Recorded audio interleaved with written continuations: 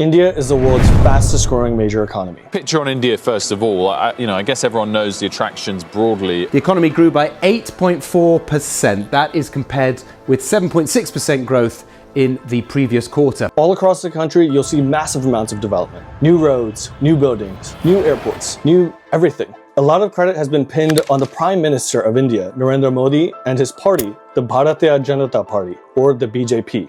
Modi and the BJP have been in power for 10 years and won a record third straight term, something almost unheard of in Indian politics. But this third win, it came with a cost. Modi and the BJP lost 63 seats in the 2024 elections. That's a little over a 20% drop in seats compared to their 2019 victory. Modi required allied parties to form a majority within the government. This signals not everything is all right in India.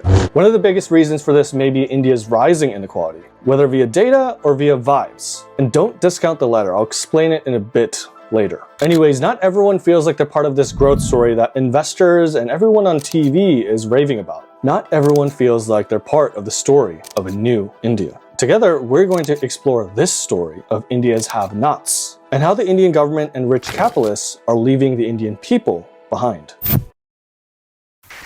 Okay, if you want to hear that story, you could go to anywhere else on YouTube to find it. And I'm going to be talking about it as well, but I'm also going to kind of deep dive into inequality and explain to you that it might actually be kind of a good thing. Now, part of me can't even believe I said that. I voted for Bernie Sanders in 2016. A younger me would kill me if I said that, honestly. But the reason for this notion lies in the past. How other countries went from a developing agricultural economy to a developed industrial economy. Years ago, America, China, Japan, and various other successful nations industrialized into successful countries. During this process, they grew to have massive inequalities and then later had to address them. But for now, let's focus on India's inequality story and try to nail down exactly what's going on in the subcontinent before we make those comparisons.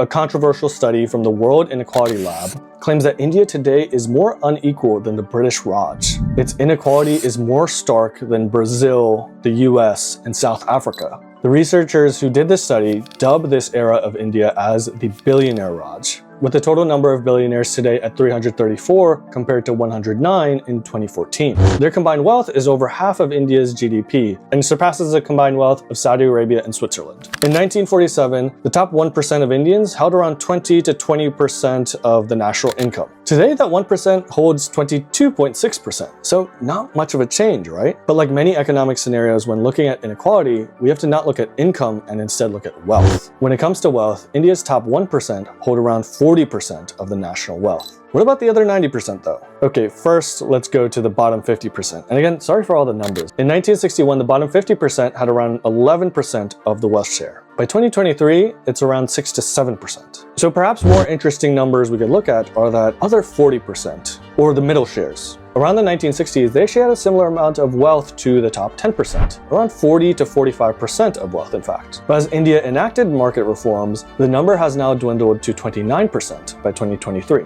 All of this seems really stark, and it seems like India was way more equal during the socialist era, right? And as a result, it must have been better for all Indians. Well, there's some context here, and this is kind of why I went from supporting Bernie Sanders, who I still kind of admire, and there's some progressive policies I like, but I think I have a more market-based approach towards economics now. I lean more towards capitalism. And the story of India kind of tells you why. So let me take you back to India's economic history, and we'll start to see the rise and fall of socialism as well as capitalism. Now, most of the Republic of India's history is defined by socialism. Fresh off of colonialism, which had devastated Indian industries and its economy, early leaders like Jawaharlal Nehru and Indira Gandhi decided to embrace socialism, viewing it as an antidote to the parasitic capitalism that was a feature of colonial India. This period saw actions such as the nationalization of private businesses, expanding the state into more parts of the economy, increasing tax slabs, with some even maxing out at 97.5%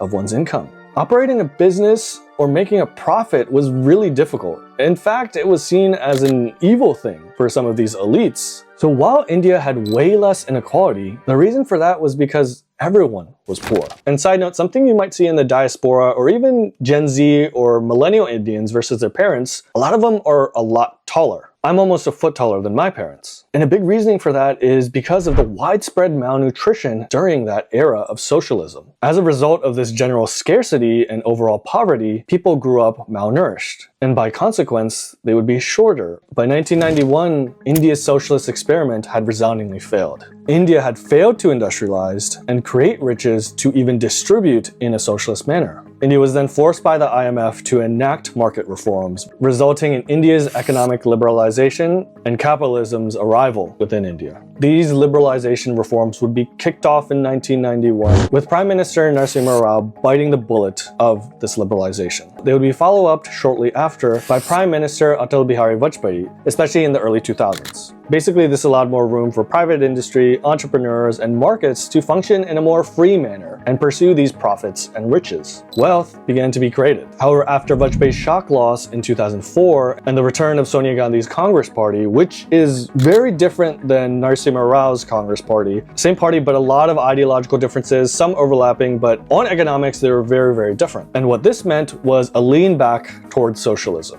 Now, growth rates would actually explode during the UPA government, led by the Congress Party. But there's a bit of context here, like there is in all economics. Firstly, there's kind of a lag effect when it comes to economic reforms, so a lot of the benefits of Vajpayee's reforms in the early 2000s would be felt in the later 2000s. Second are global economic tailwinds. China was exploding, and in general, there were a lot of good global macro scenarios.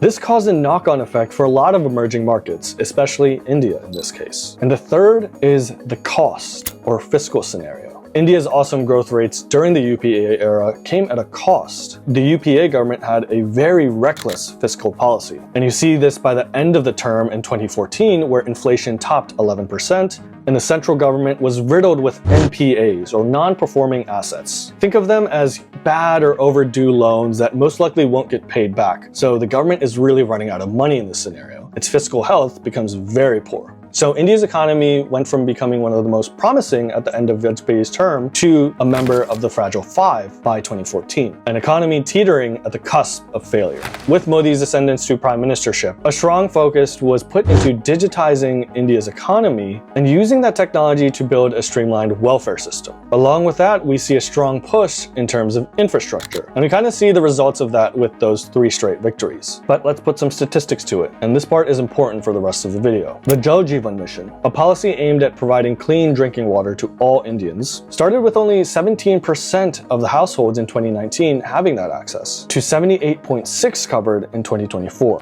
More rural housing was constructed by the government after 2014 than the previous 29 years combined, with a mammoth total of 37.4 million houses constructed. These, along with many other welfare and infrastructure measures, they gave Indians not only material comfort, but also basic human dignity. But even with all these initiatives towards helping India's poor, this idea of Indian equality, it still dominates today.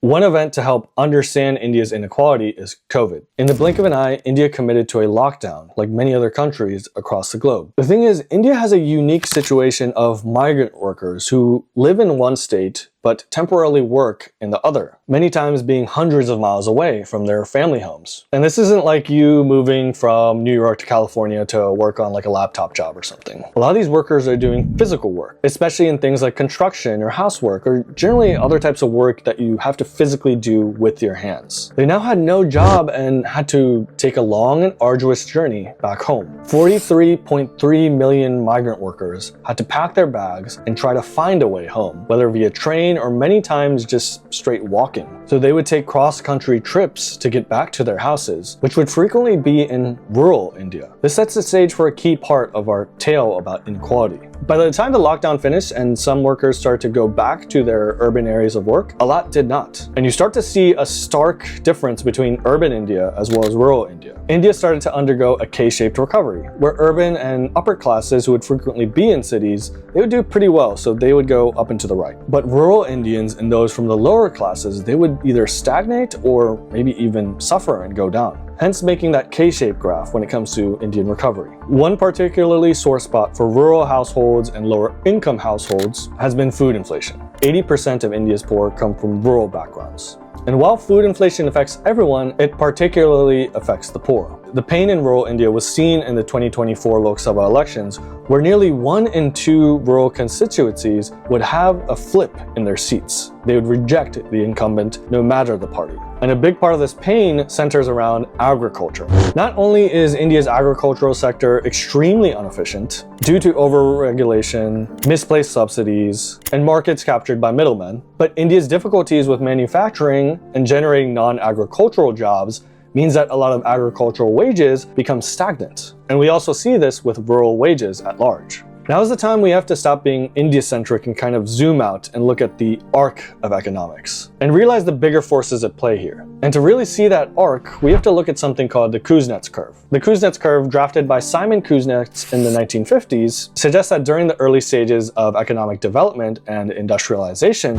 nations see accelerating inequality as industrial sectors grow faster and pay better than agricultural sectors. As a result, urban areas, which usually have more industrial employment, or are near factories, they develop quicker than rural areas, exacerbating income gaps and thereby inequality. This kind of explains the diverging fortunes of urban and rural India, as India is starting to industrialize at a faster and faster pace. While the Kuznets curve predicts that inequality will decline as a nation gets more developed, that can be a very long road filled with bumps and detours, and it's not a straight shot, especially in a rambunctious democracy like India. Add to the fact, like I said, India is just getting started industrializing, with 45% of the labor force still in agriculture, while only 24% are in manufacturing. And it's this key transition from agriculture to manufacturing that defines this Kuznets curve and India's journey along it. So how exactly will India get through this curve? What exactly does it have to do? Well, one of the best ways we could learn is to look at other countries, especially those who have already done it.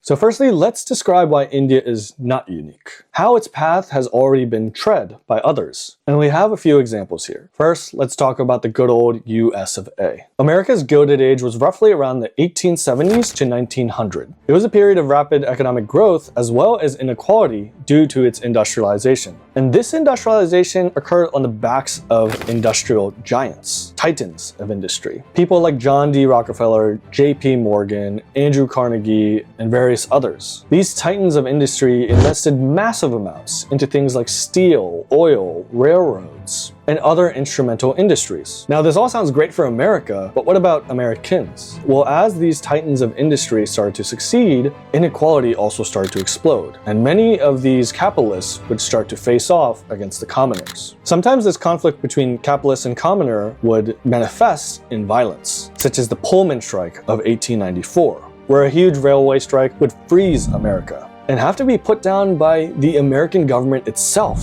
with military forces at the behest of these rich capitalists. That all doesn't sound very democratic to me. Now, this is kind of a common thing we see in these eras, the cooperation between capitalists and governments, and sometimes a tension between, that alliance and commoners. Rockefeller, Morgan, Carnegie, and other Gilded Age giants would frequently be accused of monopolistic practices and favoritism within the government, which are kind of guilty on all counts, if we're going to be honest. But look, this is part of the game, and we'll see this in other countries. What does this all sound like? In a way, this sounds like modern India, with people like Mukesh Ambani or Gautam Adani and various other older titans of industry, like the recently deceased Ratan Tata or the Bajaj family. These same critiques, as well as benefits of these old American capitalists, they kind of apply to Indian industrialists today as well. And again, we have to realize Indian industrialists are strategic assets for the Indian government, just as they were for all developing economies. On the other side of the world, Japan's industrialization also involved a similar process, where we see this government favoritism revolving around large family-owned conglomerates, or the zaibatsu. A zaibatsu would consist of a cluster of companies. Say, for example, a banker, a factory, as well as a mining company. They would all work together in tandem to create wealth for themselves, but in the process, this also furthered industrialization. They would work closely with the Japanese government, particularly during the Meiji Restoration, to efficiently allocate resources. Remember those things I said, like steel, oil, railroad, railroads, and many other of these hard tech companies at the time, they could also be used for things like defense or scientific innovation, and that would benefit the country at large. And let's double click on the Zaibatsu for a second.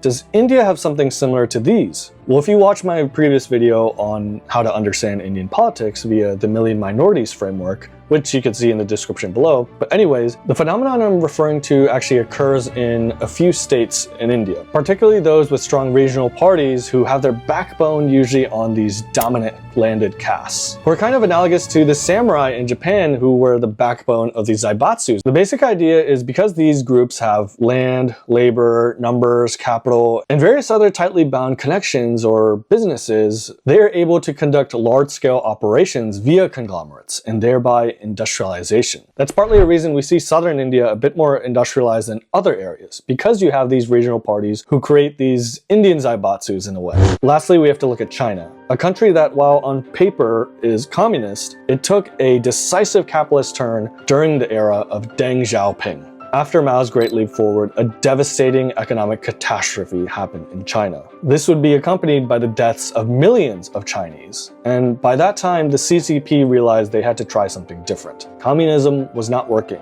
Now, Deng Xiaoping was a product of the CCP through and through. He went up the ranks from all the way at the bottom to become its premier and the leader of the CCP, as well as China. This broken nation focused on super centralized planning as well as collectivization, which basically refers to pulling resources together and then redistributing it per their whim. Deng would pivot towards economic liberalization, similar to what Rao did, but on a much bigger level and at an earlier time. One big area where China suffered, especially during Mao's Great Leap Forward, was agriculture. So firstly, agricultural reforms were committed so that farming would become more efficient. You'd see some business and industry or private industry go into it, and an end to this collectivization of land and agriculture. Much more efficient markets came into agriculture, which would prevent some of these earlier famines we saw, as well as even sow the seeds of wealth within this sector. He encouraged foreign investment from outside China, but did some protectionism within China to encourage local Chinese industries. And here's that trend again. We see local industries or entrepreneurs directly helped by the government of a country. Yes, that means the CCP, the Chinese Communist Party, was helping capitalists get rich. Again, similar to the American Golden Age, the Japanese Zaibatsu, and Meiji Restoration, this is a recurring pattern you see across different developing economies, and it has to happen in India as well. Deng would justify these actions with famous maxims, such as, "It doesn't matter if a cat is black or white, as long as it catches mice," or socialism with Chinese characteristics. I don't know how much people really bought it, but hey, it worked. And if a lot of these moves sound familiar, well, we're starting to see some of them in India today under Narendra Modi. There's a reason why the famed investor Ray Dalio refers to Narendra Modi as India's Deng Xiaoping. I told you earlier about the welfare and infrastructure strategy of lifting India up that Modi went on, but now he's starting to pivot into a more liberalized strategy. He's committed to economic liberalization through reforms, attracting foreign investment through things like Make in India or production-linked incentives or PLI, which encourage manufacturing within India. But we have to remember Modi is playing a different game than all of the previous people and groups that we discussed. This is a game of democracy. And this version of democracy is constantly overseen by the ever-prying eye of the internet, which magnifies issues in open democracies like India. So communist China, imperial Japan, and an earlier Gilded Age America were much less democratic than modern India today. That means they could get away with way more stuff and not have to worry about someone with a smartphone recording all the anti-democratic and kind of forceful things they were doing. Violent in some cases. Narendra Modi, and indeed India itself, they're playing on hard mode.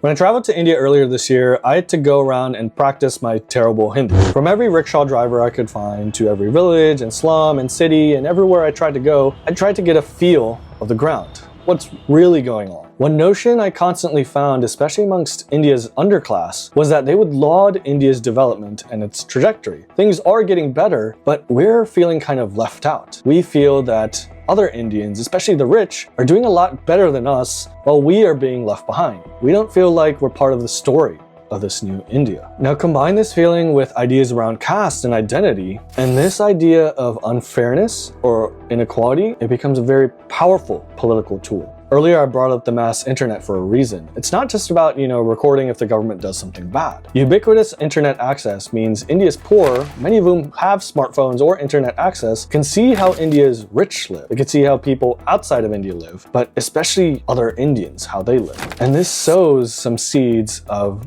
jealousy in them. It's natural, You can't really blame them here. They live a very difficult life, and once they open their phones and go on Instagram, they see people who live a life that looks like heaven. This is not to mention even the obvious inequality you see in India's streets and the life experiences of Indians, especially when it comes to the interactions between India's rich and poor. Glistening glass towers of power punctuate rotting swamp-like slum, magnifying their light and might down to the sweltering, garbage-laden soil of shanty towns. Indian inequality has long been taken for granted, which is exemplified by things like India's servant culture, or the cultural relations between India's poor and India's rich. But as India's economy churns and you start to see new ideas come from within India as well as without when it comes to foreign ideas around equality or even equity. And now is when you start to see challenges around traditional ideas about inequality. While India is booming, remember, India is still very, very poor as well as very diverse. And when you combine a lot of diversity and a lot of poverty, this causes a lot of intense zero-sum competition, where many believe if a policy benefits one person's caste or community, it's going to be detrimental to another person's caste or community. If it benefits them, it's going to hurt me, basically. I've talked about this idea of hyperdiversity, or an obesity of diversity, as I like to call it, in my articles and other videos. Again, you could check it out in the description below. But basically, because India is extremely diverse and places a lot of emphasis on diversity in this democratic scenario, where the state even has incentives to promote this diversity, you will see groups quickly mobilize to divert and thwart certain reforms that might be beneficial to other groups, and they might be fearful of them because they think they're going to go down the ladder, or in other cases just try to extort more from the government. Again, you have to put yourself in these shoes of everything being very zero-sum and a mentality of scarcity. So you want to extract as much from the government as you can, and you want to keep up status quos that benefit you. Taking advantage of this mechanic are many political parties and many foreign governments as well. While India has centralized around ideas such as nationalism or cosmopolitanism in the past decade, now a backlash is starting to emerge. Inequalities between certain castes or certain regions are starting to boil over into a froth, perfect for topping poisonous political rhetoric. Many Indian political parties don't really care about economic development. They just want to be in power. And some of them even collaborate with foreign governments to keep the status quo of India being poor and economic development not being a priority. In this environment, getting elected by simply extracting hatred out of these growing inequalities is an easy bet towards forming a government. Social justice becomes societal revenge, as many parties, especially in the opposition, are promoting ideas such as wealth redistribution based on caste lines, flirtations with secessionist rhetoric in especially well-off regions, xenophobic rhetoric trying to cast out people migrating from other states, a Lebanese-like proportional representation across various political, economic, and social fields, something that no doubt will have similar civil conflict-type consequences within a diverse country like India. And all of these can only be achieved with or resulting in a lot of violence. India's open democracy and open internet are ripe for all of its cleavages to be shown, like an early 2000s music video on MTV. No amount of censorship can blur out its partitions. It has to face these chasms head-on, with a deft mix of making India's have-nots and less well-off feel like they're part of the India story, while at the same time allowing India's animal spirits to run free with meritocracy and efficiency.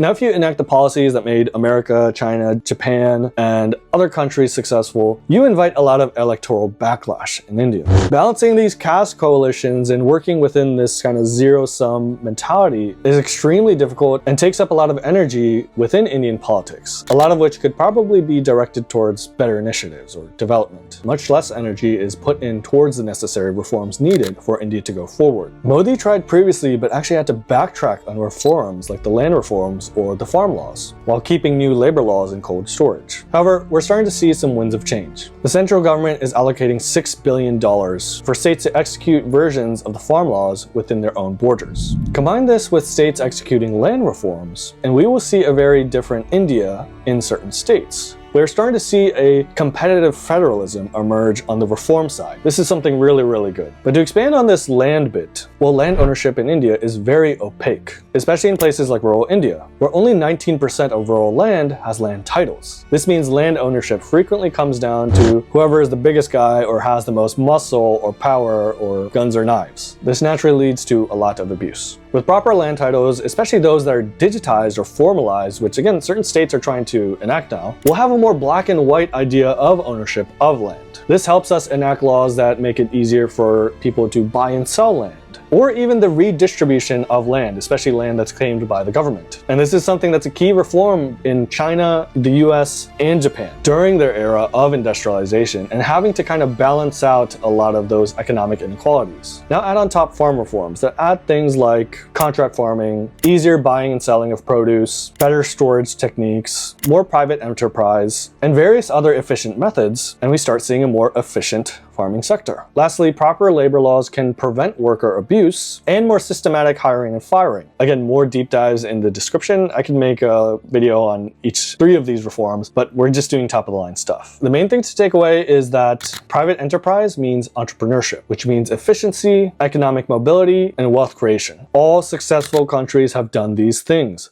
All countries that want to be successful have to do these things. And India deserves to join those ranks and be successful. Okay, I've gone on a lot about capitalism and efficiency and meritocracy and all that jazz. But I do want to end off with a balancing of sorts. And that's because Indian inequality is real. The feelings and pain it generates are real. Remember the Kuznets curve as well as the journey of the US, Japan, and China. The latter half of the curve and the later parts of the industrial journey of those countries feature a good deal of populism and redistribution to address the inequalities generated. The Kuznets curve switches because developed countries have to start addressing the pain of the proletariat. Many of these countries enacted things like social security, monopoly busting, huge investment into education, better welfare, better healthcare, and various other methods to help address the less well-off in their societies. Now, India has an asterisk here. That's because in India, welfare is a bipartisan thing. All ends of the Indian spectrum already engage in a lot of welfare, with a BJP and a few other maybe slightly right-leaning parties doing slightly less, but still a large amount. And we've seen some states kind of bust their banks handing out a lot of welfare, with live examples right now in Karnataka, Himachal Pradesh, and Telangana, who are all facing really big fiscal difficulties that are hampering their development story. This is an arduous balancing act. It's really tough, and it'll require a lot of growth to balance out these welfare methods that a lot of Indians do really want and many really need. It's a catch-22 situation that requires a lot of innovation. And as you can see, India is really playing on hard mode here. But I think with the right leadership, along with the talent of Indians themselves, they can get to the other side of the Kuznets curve. India's story is one of contradictions. Dizzying heights of growth paired with the deepest valleys of inequality. It's the tale of a land where concrete towers rise beside crumbling slums, where fields still cradle half of the workforce, even as factories hum with new industry. The road ahead is not a simple march towards prosperity.